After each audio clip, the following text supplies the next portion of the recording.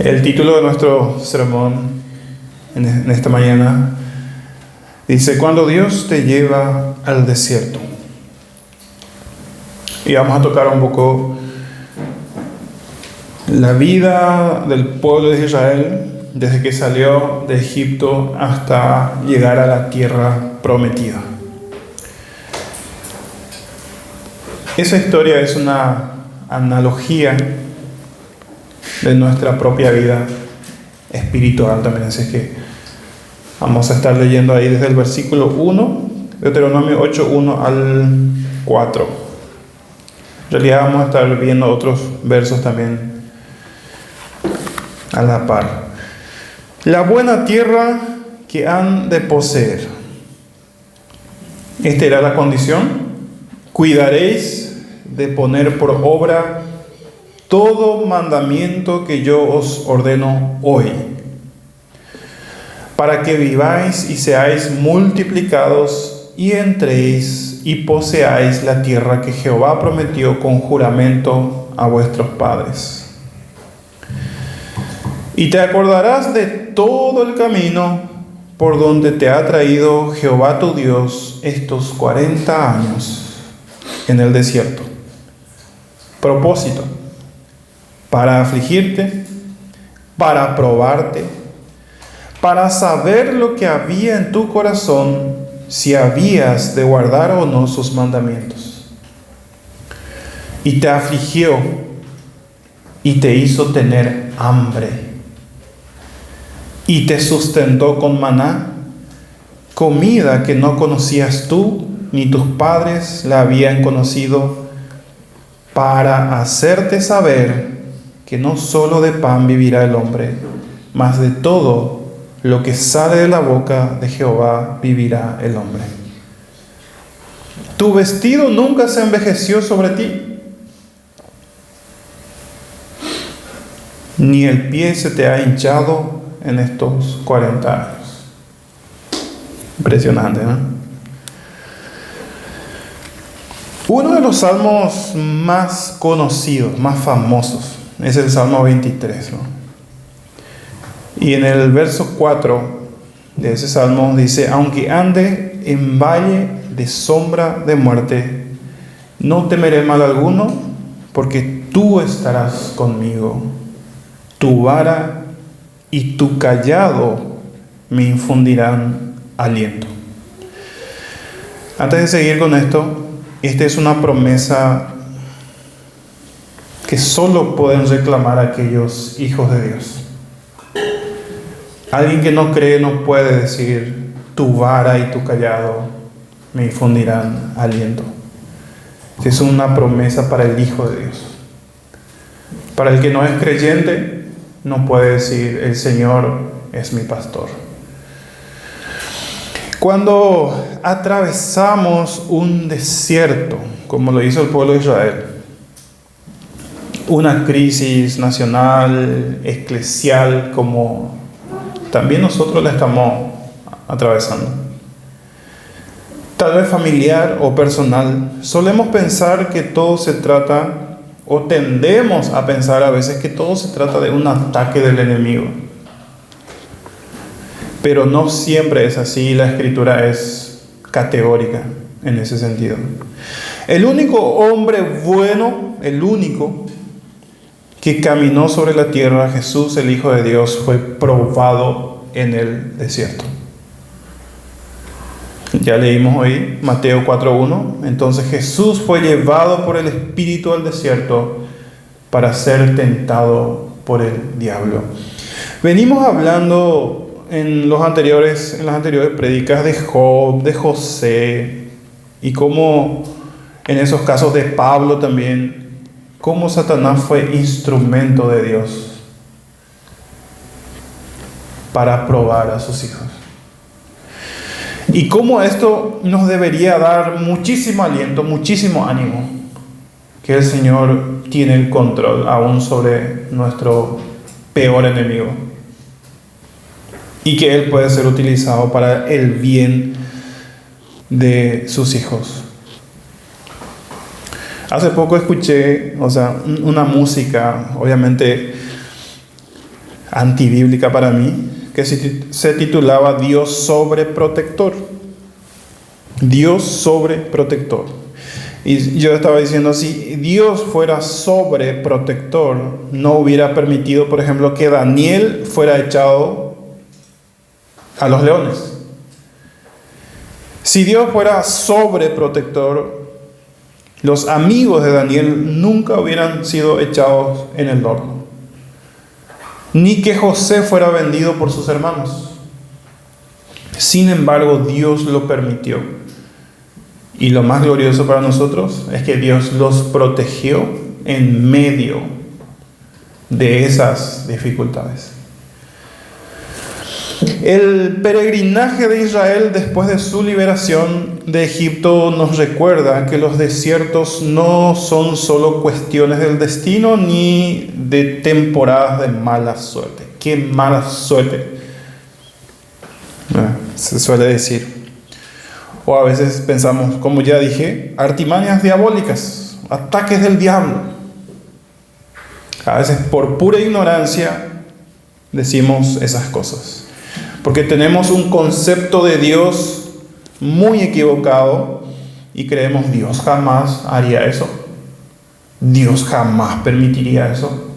Ha de ser el diablo. Pero la Escritura, una vez más, nos muestra un Dios soberano, un Dios que se reserva, como dije el domingo pasado, el método y la forma de tratar con nosotros. Así mismo. Ellos o los desiertos pueden ser lugares de transformación usados por Dios para nuestro bien. ¿Qué simboliza el desierto? Simboliza un tiempo de prueba y purificación. Dios nos lleva ahí de manera intencional para apartarnos del ruido y revelar lo que hay en nuestro corazón, para enseñarnos dependencia, algo que la naturaleza humana rechaza. Nadie quiere ser dependiente, todos queremos ser independientes. Entonces es algo que rechazamos. Tranquilamente podemos ver en la historia de Israel una analogía de nuestra propia vida espiritual. Cuando creímos, fuimos rescatados de Egipto, pero de Egipto a la tierra prometida hay un largo trecho, mis hermanos.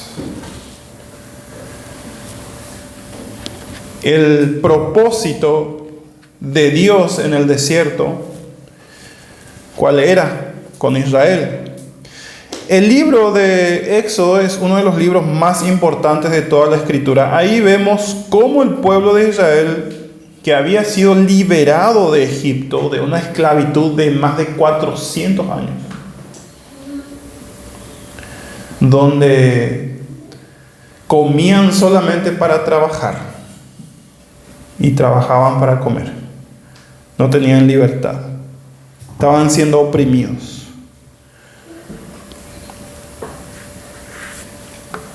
El pueblo de Israel había sido liberado de Egipto con la esperanza de la tierra prometida, un lugar donde vivirían en abundancia y paz, porque esa era la promesa.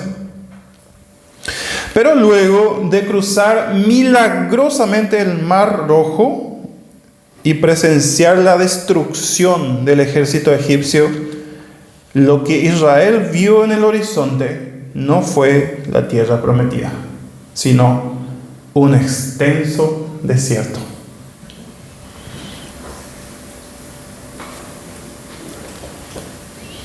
Aquella nación que marchaba con esperanza ahora caminaba con hambre, fatiga y frustración, al no ver señal de la tierra que fluía leche y miel. Abran ahí sus Biblias ahí en Éxodo. Vamos a leer algunos versículos de Éxodo 16.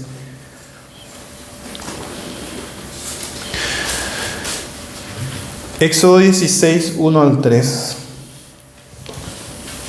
mientras buscan. Ustedes sabían, hace poco también descubrí esto, que en línea recta de Egipto a la tierra prometida había solamente 400 kilómetros. Y en esa época, caminando, en 11 días se podía llegar. ¿Cuánto le costó a Israel? 40 años. ¡Wow! ¿Por qué será? Éxodo 16, 1 al 3. Partió luego de Elim toda la congregación de los hijos de Israel.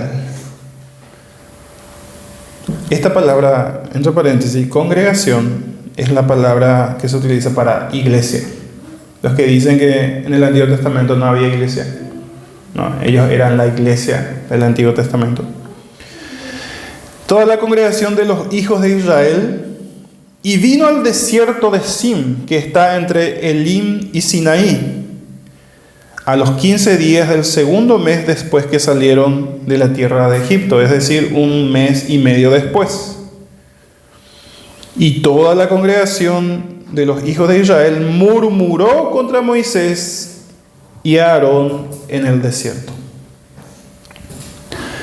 El pueblo comenzó a decir, ya, son 45 días que estamos acá.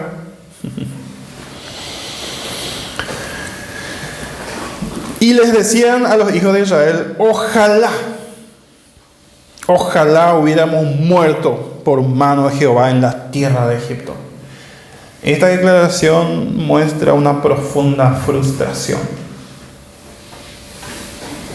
Y después dice, los recuerdo, ¿no?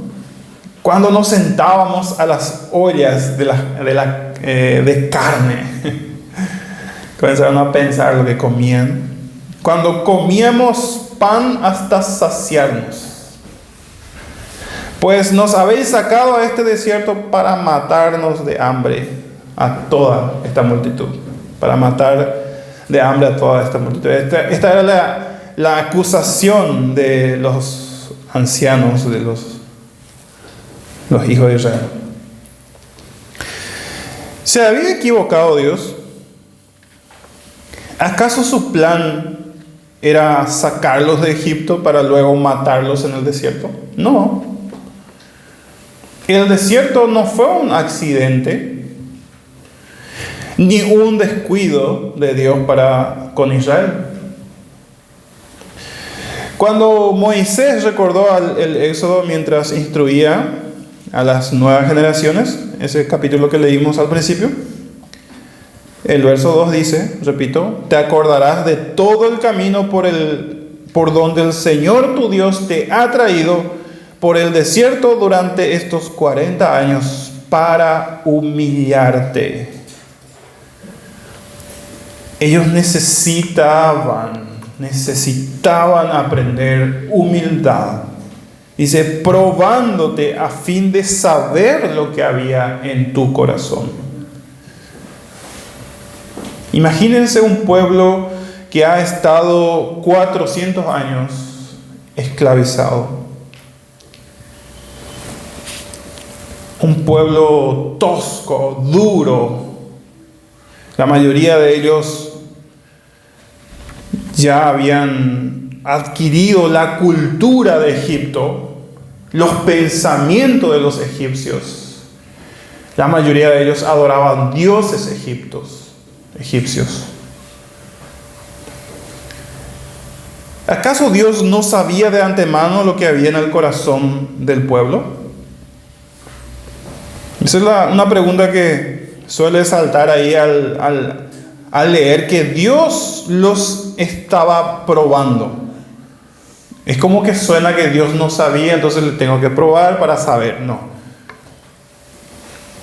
Claro que Dios sabía. Claro que Dios sabía el tipo del pueblo con el que tenía que tratar. Y Él sabe todas las cosas. Él es omnisciente. ¿Quién era el que necesitaba saber cómo estaban? El mismo pueblo. El mismo pueblo no sabía lo que había en el corazón de ellos. Es como cuando nosotros decimos que somos muy pacientes hasta que se nos pone en una situación. Y ahí vos te das cuenta, había sido yo, no era muy paciente. Bueno, algo similar Dios estaba haciendo con el pueblo. Ellos a lo mejor se creían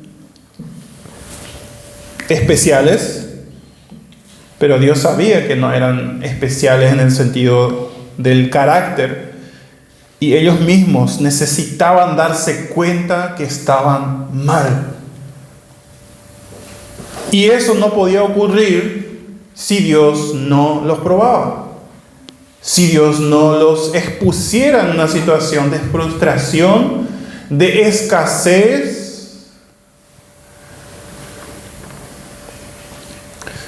Dios no podía solamente sacarlos de Egipto e inmediatamente darle la tierra prometida, donde iban a tener todo. Hasta iba a ser muy irresponsable de parte de Dios, ¿no? Esto podría pasar con los hijos también, darle todo de una vez, sin que ellos sepan el valor de lo que reciben. Dios no podía solamente hacer eso con ellos. Ellos necesitaban renunciar a sus dioses egipcios. Ellos necesitaban desaprender la cultura egipcia, una cultura que era totalmente opuesta a la cultura bíblica, a la cultura del reino. Ellos necesitaban renunciar a sus dioses para seguir al verdadero Dios. Oh, mis hermanos, cuando pienso en esto, ¿cuántos de nosotros necesitamos seguir renunciando a nuestros dioses? Tal vez no tengamos dioses de madera en casa, no tengamos dioses de ídolos de madera, pero hay dioses en nuestros corazones que muchas veces nos está impidiendo conocer más al Señor, al verdadero Dios. Ellos necesitaban aprender fidelidad. Ellos necesitaban aprender a ser agradecidos. El desierto y la ausencia de recursos traerían a la luz lo que había en el corazón de Israel. ¿Y cuál era su nivel de compromiso con Dios? ¿Cuál era el nivel de compromiso que ellos tenían con Dios? Hay una frase que dice: Dios había sacado a su pueblo de Egipto, pero ahora necesitaba sacar a Egipto de su pueblo, del corazón. Salieron de Egipto, pero Egipto seguía vivo en el corazón de ellos. Así que el rescate no era solamente físico, no era solamente geográfico, porque Dios podía cambiarle geográficamente el lugar, pero lo que a Dios le interesaba era el cambio de pensamiento, el cambio de corazón. Y para eso Dios no escatimaba formas. Y estaba utilizando el desierto, la escasez, la frustración. Esto solo sería posible a través del desierto, un proceso largo y doloroso, que va en contra de nuestra cultura y naturaleza por lo menos dos razones. Nadie, como dije el domingo anterior, nadie va a elegir un método demasiado duro. Pero, si nos diera Dios la posibilidad de elegir con qué tipo de situaciones Dios va a tratar con nosotros, nadie de nosotros elegiríamos coronas de espinas. ¿Por qué entonces Esto va contra nuestra cultura y naturaleza, por lo menos dos razones. Primero, porque nadie quiere sufrir. Nadie quiere sufrir. Nadie elige sufrir. Las compañías farmacéuticas gastan millones de dólares en investigaciones para mitigar el dolor. Estamos en la época, en la era donde nadie tiene que sufrir dolor, porque hay medicamentos para todo tipo de dolor. Hasta cierto punto es bueno vivir en esta época, por un lado. Pero no para sanar la enfermedad. La mayoría de los medicamentos desarrollados son solamente paliativos, solamente para tapar un poco el verdadero problema. Y es que Dios prefiere nuestro dolor en vez de tapar el verdadero problema con un parche.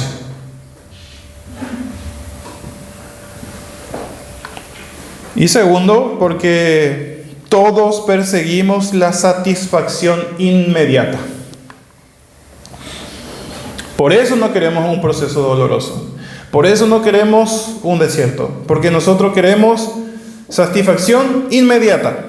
Por ejemplo, cuando oramos, no solo deseamos obtener lo que pedimos, sino lo queremos ahora. Ya. Dame paciencia, Señor, pero dámelo ahora. Los comerciales de hoy, por ejemplo, apelan a la satisfacción inmediata de los clientes hoy. Y ustedes que trabajan en las empresas saben lo que estoy hablando. El tema de los créditos, el tema de las promociones. Yo también fui vendedor, así que conozco esa estrategia. Todas las empresas apelan a esa satisfacción inmediata, diciéndoles: llévate tu moto ahora y paga recién a los 30 días. O llévate tu tele ahora y paga a los 3 meses tu primera cuota. ¿Qué están haciendo? Están apelando a la satisfacción inmediata. Te están diciendo: disfruta ahora, el sufrimiento después. Sufre después.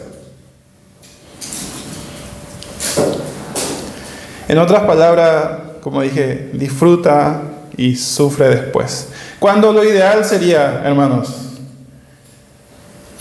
que suframos primero la espera, trabajemos, juntemos el dinero y ahí nos vamos a comprar y ahí disfrutar.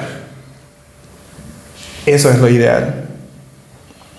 Pero el mundo nos ha inundado con esta idea de que la satisfacción está primero. El relato de la creación en Génesis 1, 2, 3, hasta el 3, nos enseña que toda la vida en el desierto no era el plan de Dios. Dios no nos quiere por siempre en el desierto. No es su plan. Pero nos tendrá lo suficientemente en ese lugar por amor a nosotros mismos. Él creó a Adán y a Eva, los puso en el jardín del Edén, un lugar maravilloso donde no hay ninguna referencia a la escasez. No hay ninguna referencia al desierto o lugar de sequía. Sin embargo, cuando Adán pecó, el pecado entró en el mundo. El pecado de Adán introdujo la muerte, de modo que la muerte se extendió a todos, porque todos pecaron, dice Romanos. Ahora Dios, como Padre amoroso, busca que volvamos nuestros corazones hacia Él. Y eso fue lo que hizo con Israel en el desierto. Escudriñar su corazón y disciplinarlo como un padre a su Hijo. Vayan conmigo ahí en Oseas capítulo 2. Estamos mucho hoy en el Antiguo Testamento. Oseas 2:14.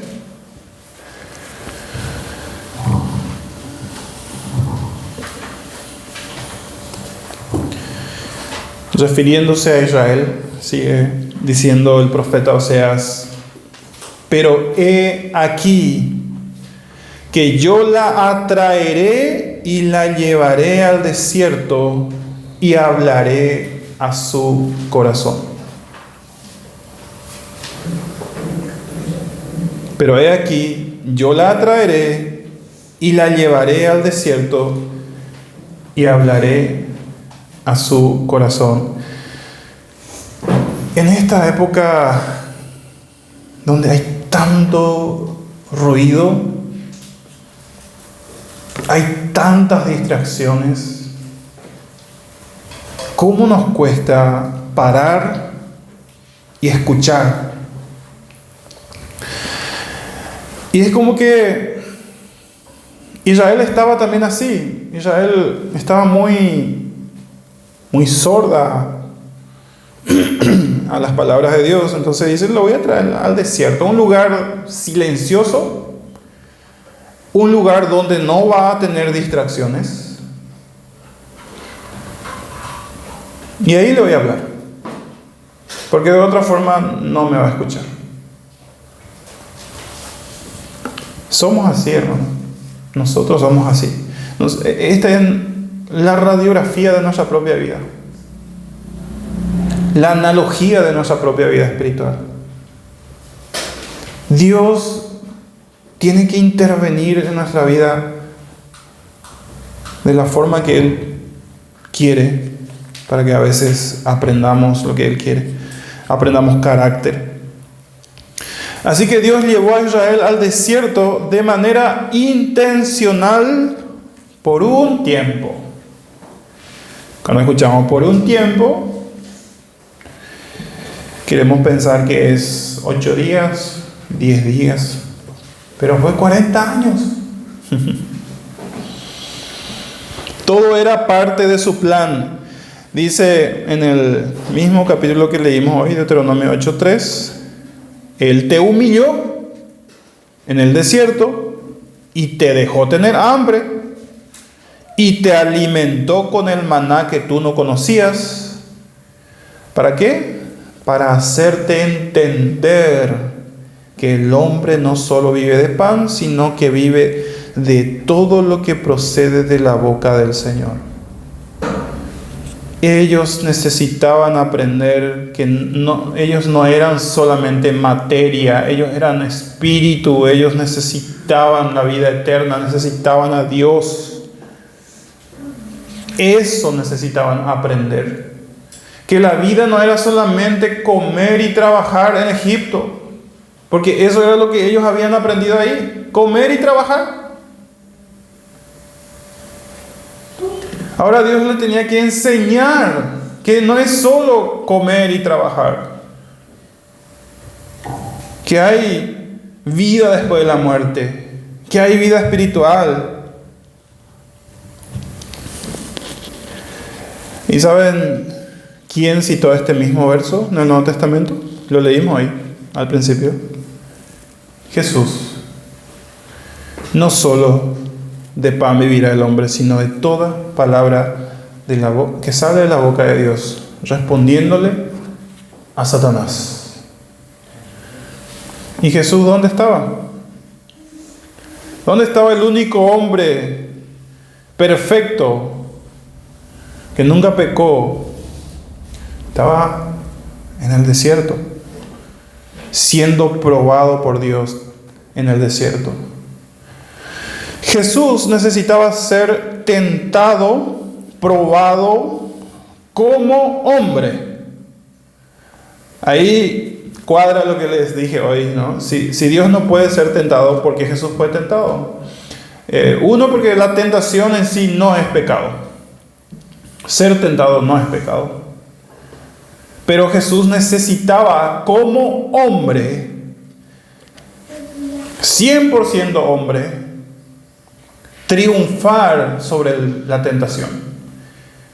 Jesús triunfó en un contexto hostil, extremadamente duro o dura, sobre la tentación. Cuando Adán, el primer hombre, cedió a la tentación en un contexto de rosas, en un contexto donde había todo.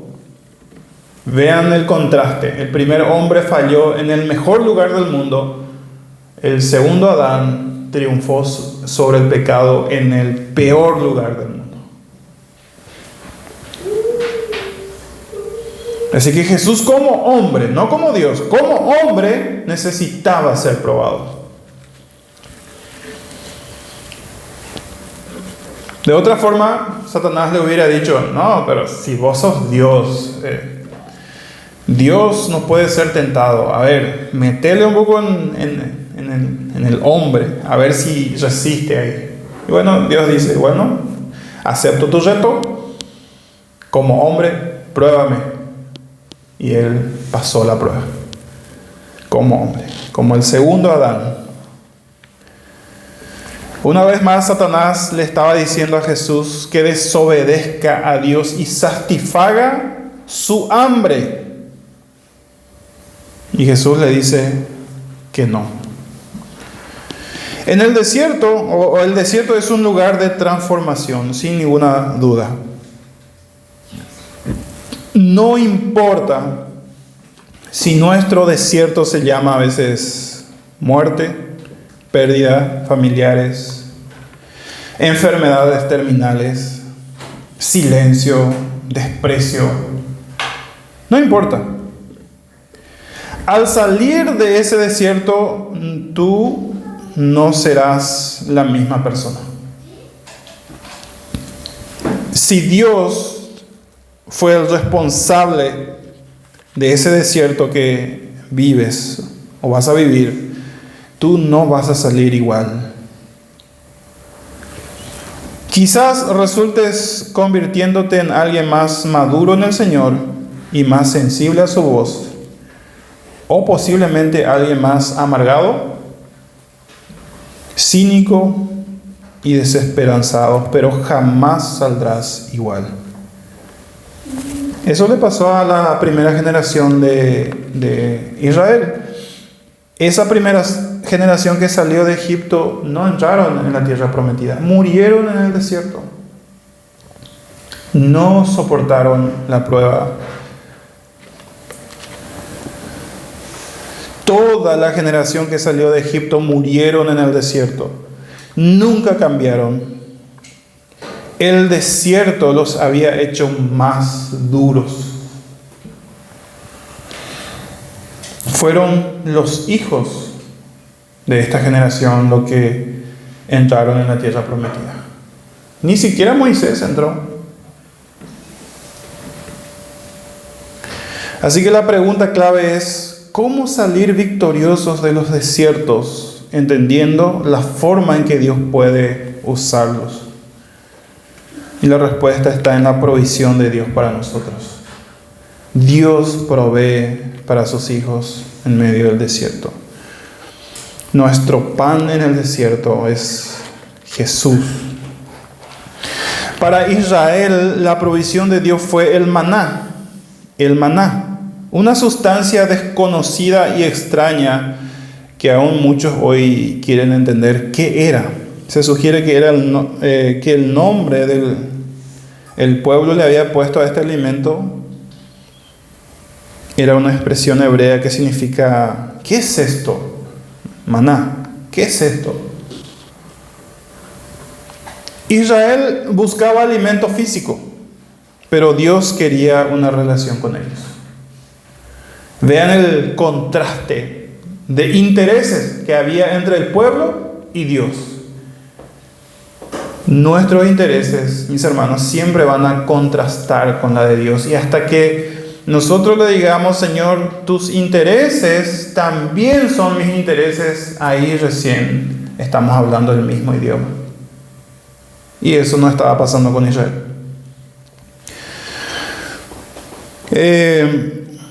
Por eso la provisión del maná era diaria, no semanal ni mensual. El Padre nuestro dice, danos el pan todos los días. Era una dependencia diaria. Nosotros necesitamos dependencia diaria. El Señor quería enseñarle a su pueblo y a nosotros hoy que más allá del alimento físico, la mayor necesidad que tú y yo tenemos en esta vida y en medio de los desiertos es una relación íntima con Dios. Puedes decir que tu mayor necesidad en este momento es dinero, trabajo, un montón de cosas, pero no. Te puedo asegurar que tu mayor necesidad, nuestra mayor necesidad, mis hermanos, es nuestra relación con Dios. Una relación íntima con Dios. Una relación de dependencia de Él. En el desierto, donde toda fuente de seguridad y estabilidad desaparece, se hace evidente que necesitamos al Señor. Muchas personas correrían a Dios ahora mismo si toda su fuente de confianza material se les sacara ahora mismo. Porque muchos dicen, yo estoy bien, tengo un buen trabajo, una linda casa, como que no necesito de Dios. Si Dios sacara todo eso, muchos de ellos correrían a Dios, otros no, tal vez. Debemos conocer que Él es nuestro Dios, nuestro maná. Eso es importante recordar, que el pueblo que murió en el desierto, esa primera generación que murió en el desierto, no murió debido al hambre, ni por lo duro de la prueba, sino porque no creyeron en Dios, no creyeron en la palabra de Dios. El libro de Números 32:13 dice, y la ira de Jehová se encendió contra Israel y los hizo andar errantes 40 años por el desierto. Vean acá que esto era un juicio contra ellos. Hasta que fue acabada toda aquella generación que había hecho mal delante de Jehová. Número 32:13. Ahora, cuando leemos el relato del Éxodo, particularmente en la provisión del maná, vemos que Moisés le declaró al pueblo: por la mañana verán la gloria del Señor. Al ver el maná, ellos verían la gloria de Dios. De manera que el maná apuntaba a Dios. El maná apuntaba a Dios, y el mismo Jesús reveló más adelante que apuntaba a Él mismo. Si queremos ver a Jesús en el Antiguo Testamento, el maná es símbolo de Jesús. Ahí en Juan 6, 35 al 36 dice: yo soy el pan de vida. Ahí está la conexión. Sus padres, dice, comieron el maná que caía del cielo, pero murieron. El que viene a mí nunca volverá a tener hambre, dice Jesús. Obviamente no está hablando del hambre físico. El creyente sigue teniendo hambre físico, pero espiritualmente habrá sido satisfecho su hambre. El que cree en mí no tendrá sed jamás. Y él les dice a los fariseos, a quienes les estaba cuestionando: pero ustedes no han creído en mí a pesar de que me han visto. a pesar de que me han visto. Cuando camines por el desierto, mi hermano, mi hermana, como dije el domingo pasado, en algún momento nos va a tocar. Ten en cuenta que si Dios lo permite, no tienes nada por qué temer. Si Dios lo permite. Cuando camines por el desierto y te sientas al borde del colapso, la muerte, serás tentado a demandar señales de Dios para comprobar si Él existe y si no te ha olvidado. Porque si hay algo que nos hace pensar el desierto, es que hemos sido abandonados.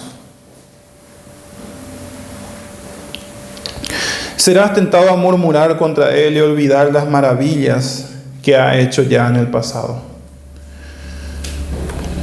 Los judíos le habían dicho a Jesús: ¿qué señal pues haces tú para que veamos y te creamos?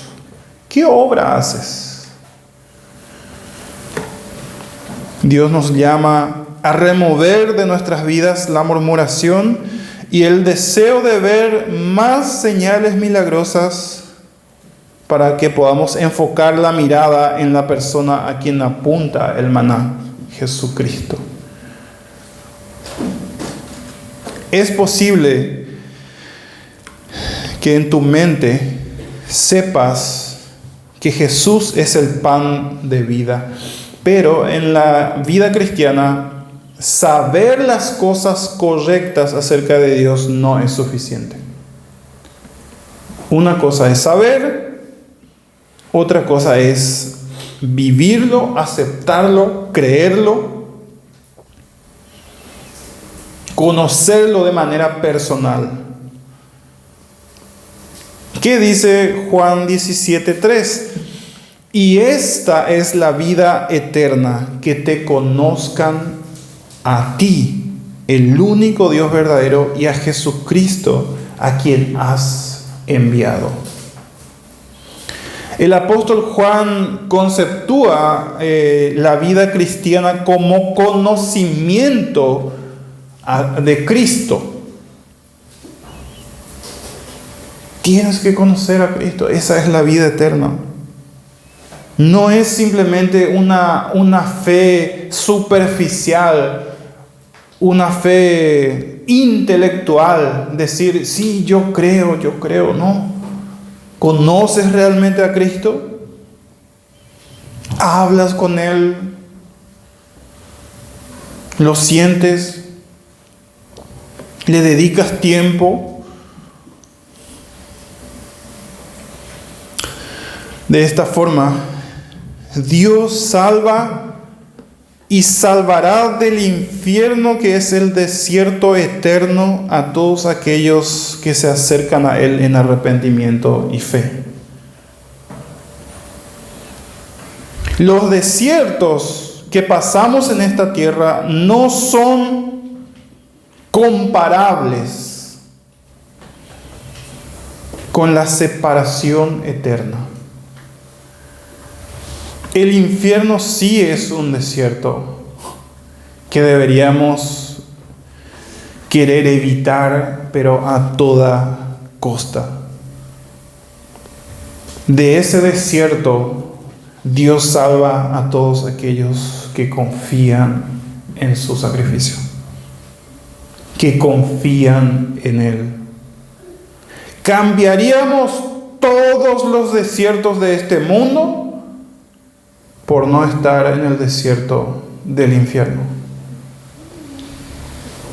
Porque no hay ninguna comparación. En el infierno solo habrá llanto y desesperación, cuando la Biblia dice que en el cielo ya no habrá llanto ni dolor. Vean el contraste. En el cielo nunca más habrá llanto ni dolor, mientras que en el infierno solo habrá llanto y desesperación. y allí no habrá una pizca de luz y de bondad. Los hombres malos de este mundo, los que desprecian a Dios en este mundo, aún disfrutan de la luz del sol, disfrutan del amor de sus hijos, de su esposa, de sus amigos. Eso terminará en el infierno. Lo único bueno que podían vivir acá, eso terminará en el infierno. El desierto, del desierto del infierno, es que Jesús nos salvó a nosotros y quiere seguir salvando a todos aquellos que ponen su confianza en Él. Si eres cristiano, si ya depositaste tu fe en el sacrificio y la persona de Cristo, escúchame bien, de eso, del infierno, ya no tienes que preocuparte.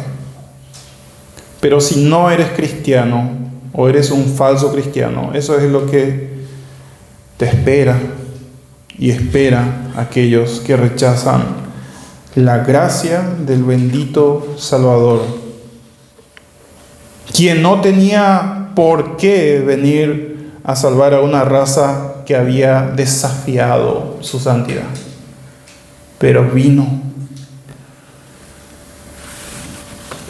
Y eso se llama gracia.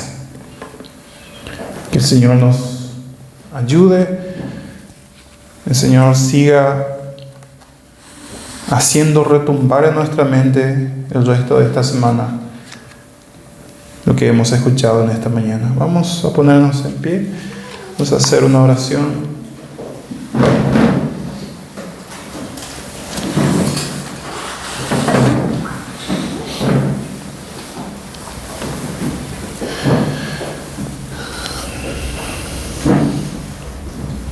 Si dudas, si en esta mañana sigues dudando de tu eternidad,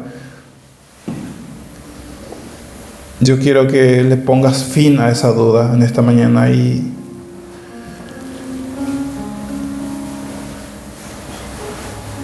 te rindas completamente al Salvador. No juegues con tu eternidad. No sabes cuánto tiempo te queda.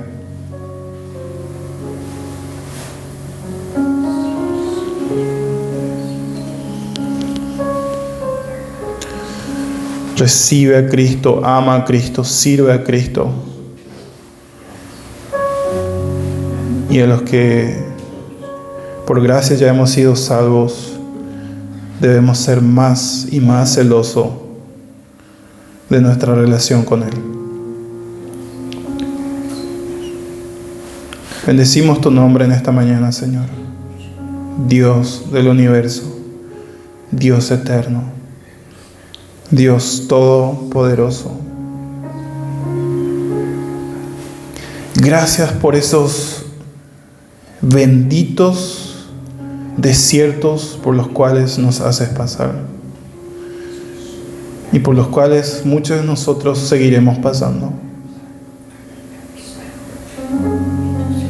No deseamos, Señor, pasar por ahí. Es más, si pudiéramos elegir, jamás pasaríamos por ahí. Pero tú, Señor, eres un Dios amoroso, un Dios, un Padre responsable que no nos dejará perdernos por falta de disciplina, por falta de castigo.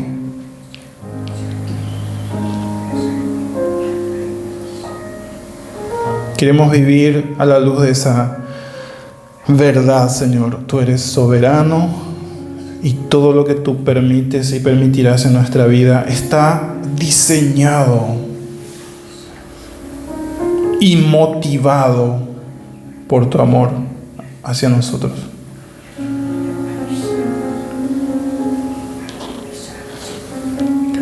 Bendigo la vida de mis hermanos presentes, que Cristo sea más consciente en la vida de ellos, que Cristo sea más honrado en la vida de ellos, más respetado, reverenciado. Ese es mi deseo. Yo te pido esto, Padre, en el nombre de Jesús, nuestro Salvador. Amén. Y amén.